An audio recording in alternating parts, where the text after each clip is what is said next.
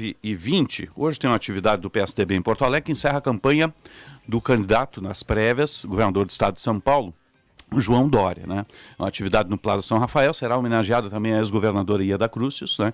Que está emprestando seu apoio a João Dória, né? Que disputa contra o governador aqui do estado do Rio Grande do Sul, Eduardo Leite. Prévias marcadas para o próximo domingo, né? E a gente vai manter contato direto com o Palácio Bandeirantes agora, em linha conosco, candidato das prévias ao PSDB e governador do estado de São Paulo, João Dória.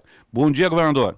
Ei, bom dia, Sérgio. Muito obrigado pela oportunidade. Daqui a pouquinho estou embarcando aí para Porto Alegre para estar ao vivo no Rio Grande do Sul, nas prévias do PSDB. Muito obrigado pela oportunidade que você me dá aqui de conversar com nossos ouvintes da Rádio Bandeirantes de Porto Alegre. Com certeza. Aqui o Osíris, o Sérgio está ao meu lado, já lhe pergunto, qual vai ser o tom da conversa hoje com os convencionais do PSDB, na medida que aqui é base eleitoral do seu adversário, que é Eduardo Leite? Osíris, desculpe, eu que era o Sérgio, peço perdão, se puderem identificar sempre a voz, eu ainda não consigo fazer essa identificação à distância, isso me ajuda bastante. Mas, aliás, com a minha boa experiência de rádio também, eu sou apaixonado pelo rádio, eu fiz 9 anos de rádio, então eu sou um apaixonado pelo rádio.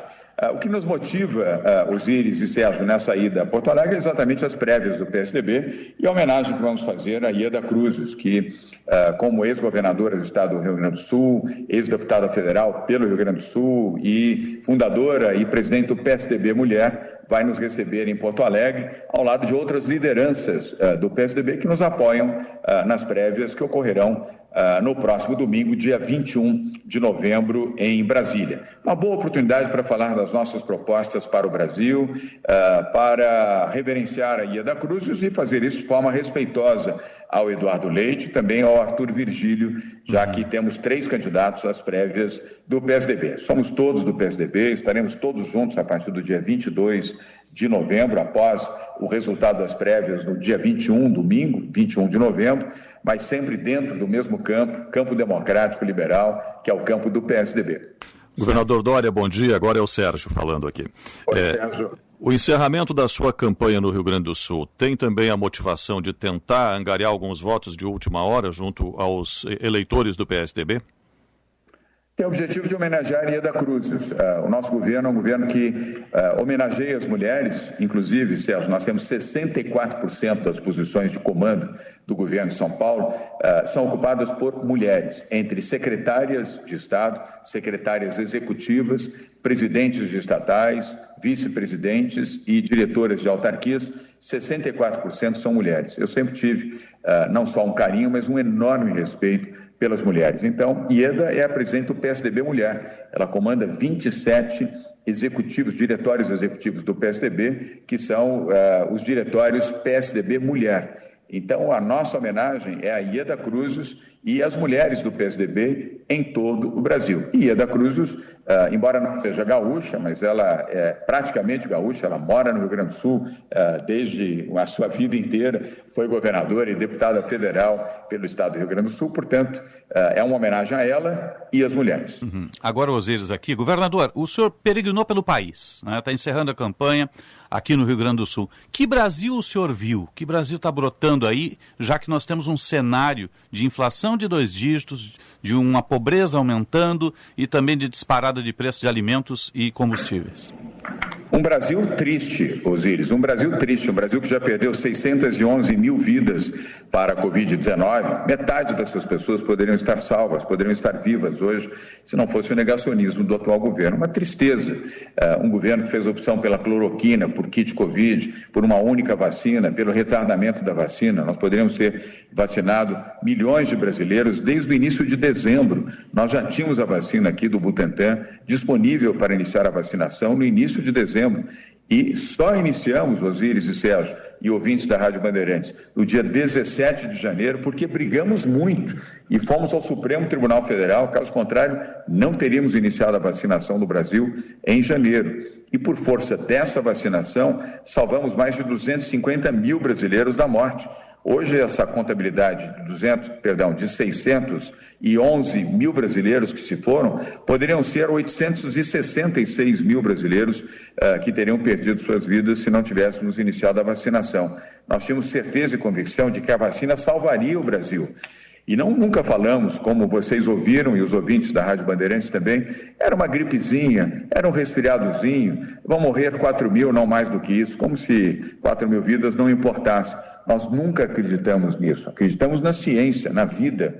E aqui nós vencemos a ignorância, aqui a ciência venceu a ignorância. E por isso o Brasil é um país triste, com tantas perdas e com uma economia dilacerada. Nós temos a maior inflação dos últimos 12 anos no Brasil, acontecendo agora.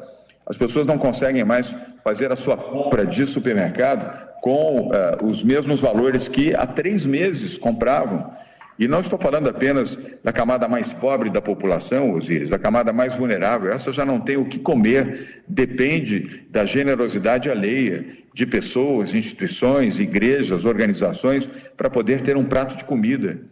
Os brasileiros de classe média não conseguem mais fazer o mercado, não conseguem comprar carne, não conseguem ter o padrão alimentar, a segurança alimentar que tinham 3 meses atrás, não é 3 anos atrás.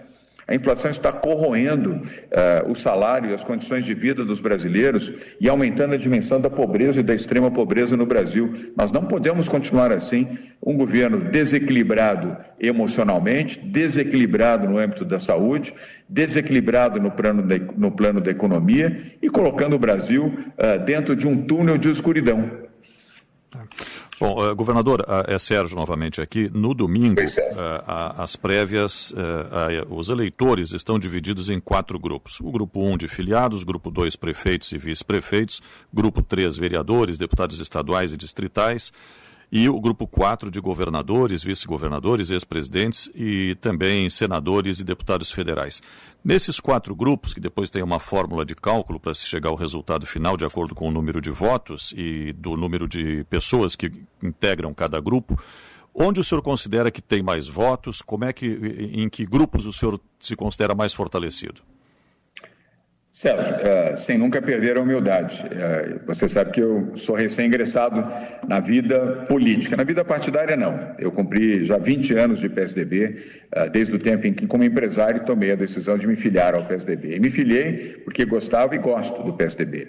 Tenho um único partido e continuarei no PSDB em qualquer circunstância.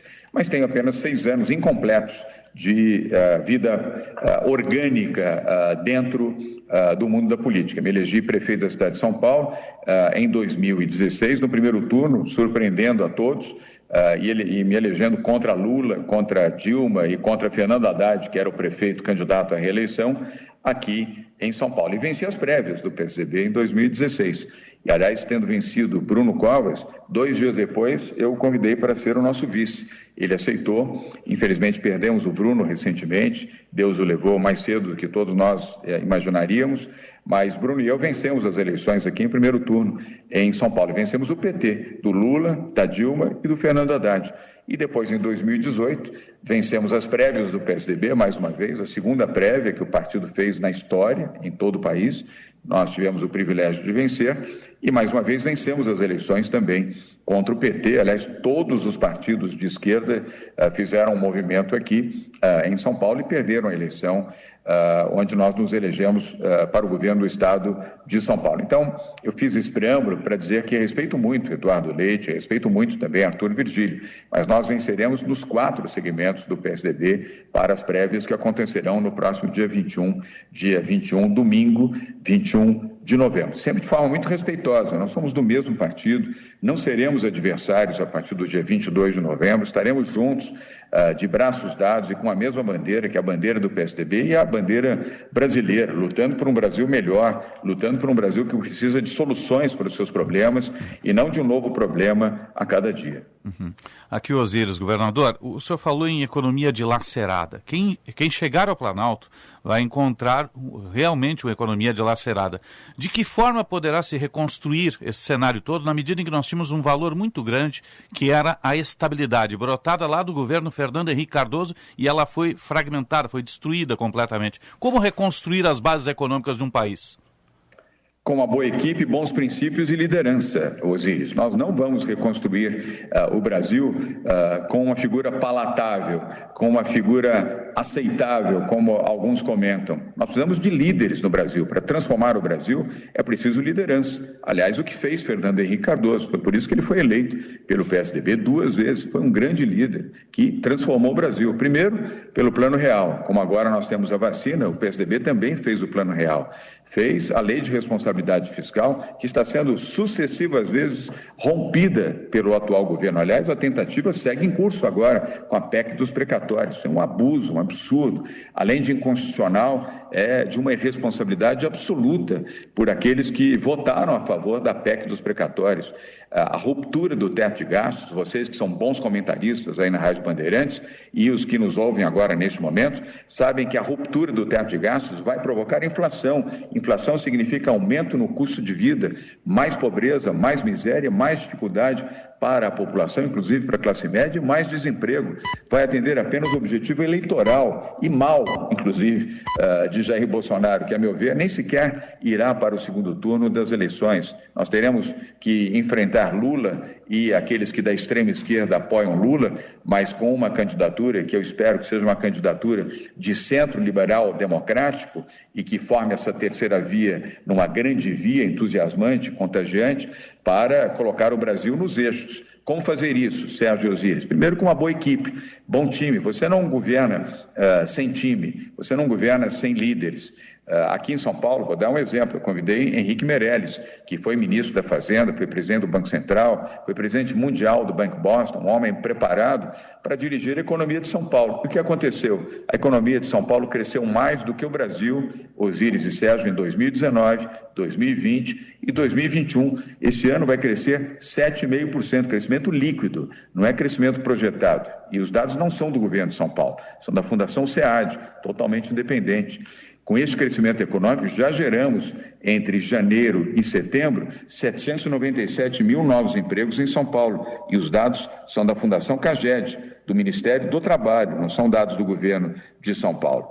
Boas políticas, boas lideranças, boa equipe, descentralização administrativa e severa obediência à Lei de Responsabilidade Fiscal, que, aliás, é uma conquista do PSDB. Eu fico surpreso de ver alguns parlamentares do PSDB, do partido ao qual sou filiado há 20 anos, apoiar a PEC dos precatórios. Essa PEC produzida de maneira maldosa pelo governo Bolsonaro para romper o teto de gastos e colocar mais inflação na conta dos brasileiros. Já não basta a inflação que nós temos hoje. Eu peguei os números aqui rapidamente no meu celular, Osíris e Sérgio, enquanto falava com vocês.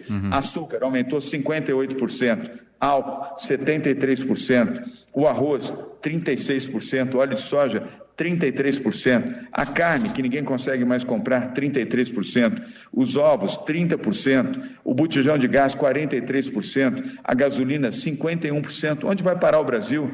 Já estamos com 10,2% de inflação, a maior inflação dos últimos 12 anos. Isso é prova da incapacidade do governo atual de liderar a economia e de ter estabilidade econômica no país. O Brasil está num caminho terrivelmente perigoso, mais ainda nocivo do que já foi até o presente momento. Governador, agora é Sérgio lhe perguntando, a terceira via, por onde passaria a construção de um projeto político para se desmontar essa polarização existente no país hoje, sem que o futuro governo, um suposto governo de uma terceira via, não fique refém de Centrão e outros grupos políticos que acabam dominando o ambiente, especialmente no Congresso Nacional? Elegendo um líder de verdade e não um líder palatável. Eu, por exemplo, não quero ser palatável, eu quero ser confiável. Eu não quero ser palatável para o Centrão, eu quero ser confiável para os brasileiros. E não palatável para o Centrão, para fazer os absurdos que têm sido promovidos por esse governo, onde quem lidera o orçamento do governo Bolsonaro é o presidente da Câmara Federal. Isso é uma subversão completa, Osíris e Sérgio, da autonomia entre os poderes. Como pode o presidente da Câmara Federal despachar com ministros do governo Bolsonaro para liberar recursos para habitação, para a saúde, para o desenvolvimento econômico? Isso é responsabilidade do presidente da República. Nós temos um presidente fraco, além de fraco, covarde. Nós não precisamos eleger um outro presidente fraco e palatável para o Centrão. Tenha capacidade de diálogo. É evidente que você tem que saber dialogar com todos os partidos, mas dialogar é uma coisa, entregar o governo é outra. Uma coisa é você ter firmeza, outra é ter tibieza. Uma coisa é você liderar o Brasil, outra coisa é você roubar o Brasil. Eu estou do lado daqueles que preferem liderar o Brasil, ter firmeza, ter programa de governo para mudar o Brasil e resgatar a esperança dos brasileiros e não o desespero dos brasileiros, como está acontecendo nesse momento.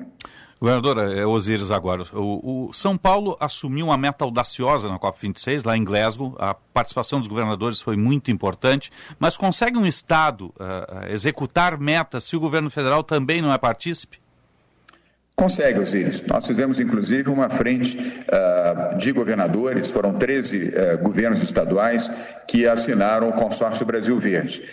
O Estado de São Paulo foi o primeiro, inclusive, a assinar o Race to Resilience, o Race to Zero, o programa da ONU que estabelece o compromisso de zerar a emissão de carbono até o ano 2050. Depois, outros 12 estados fizeram corretamente a assinatura deste mesmo documento. Eu fui à COP, fiz 2 palestras a convite da direção da Cúpula do Clima, em Glasgow. Fiquei ali 3 dias e depois retornei, evidentemente, ao Brasil para participar, para gerenciar o governo de São Paulo e continuar a participação nas prévias do PSDB. E lá apresentamos, Osíris, Sérgio, o programa Refloresta São Paulo, que nós acabamos de lançar com um programa de reflorestamento de R$1 bilhão, com 1,5 milhão de hectares de árvores nativas da Mata Atlântica, do bioma da Mata Atlântica, que já iniciamos.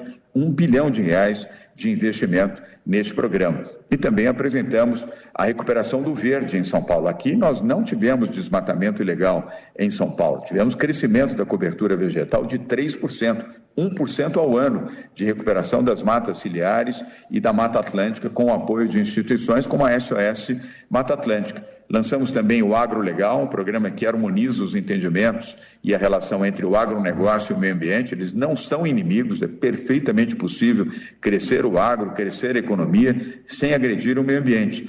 E apresentamos também o maior projeto ambiental do país, que está sendo executado aqui em São Paulo, que é a recuperação do Rio Pinheiros.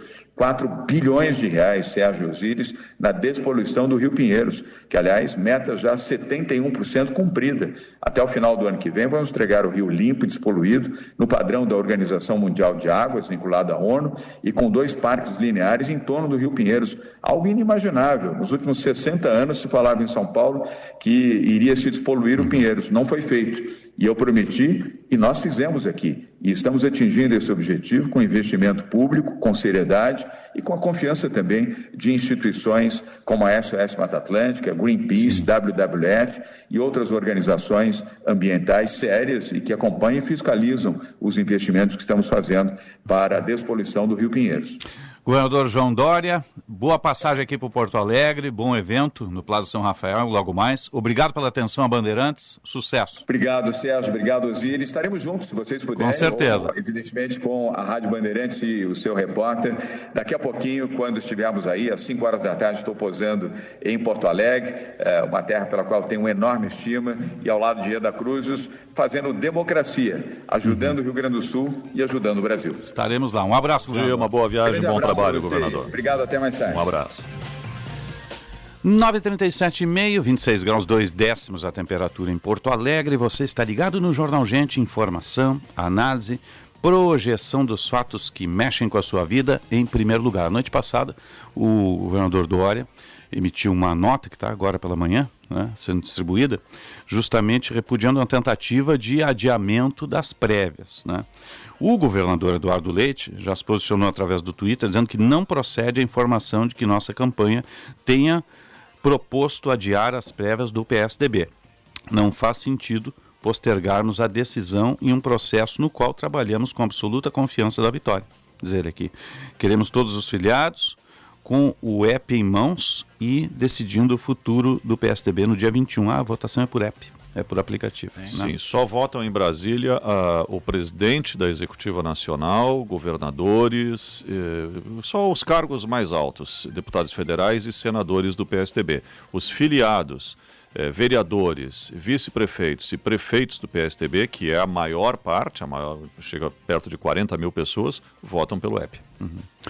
9h38,5, prévias no